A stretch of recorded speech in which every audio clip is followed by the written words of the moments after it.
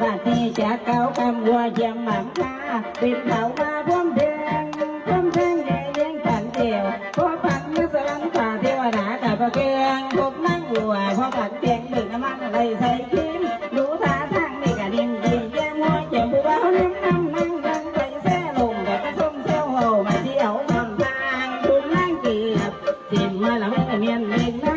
อันว่าตั้งใจเจ้าบ่าเบาผู้ลูกเขานี่ก็มีใจรักกันเดียน้ำนองสองกับพากันยิ่งทิ้งเหงาเชียงไผ่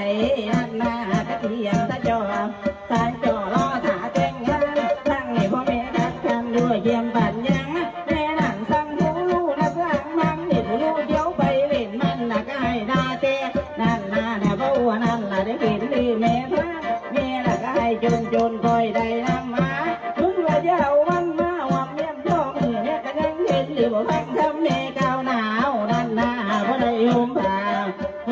แพ้ตุ้มอยู่เป็นท่านนั่นนาท่านแม่บ่ให้เล่นทอนวันนอนเตียงบ่ได้ยิงผู้ลูกแล้วบ่เอาไปสอนบ่ได้น้ำใบผู้ลูกบ่าบ่าวที่เท่าพี่น้องมาห้ามกับบ่ฟังไง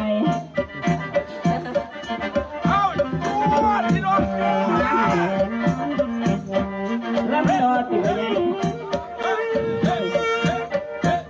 พ่อเราว่าไงลืมน้ำ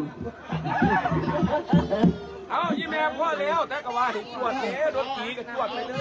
ยเลิกก่อนนึงเอาอีกก้อนหนึ่งวันละวันนั้นใช่ก็ได้เลิกก่อนนึงก็เท่านั่งว่าไปตากน้ำผู้ลู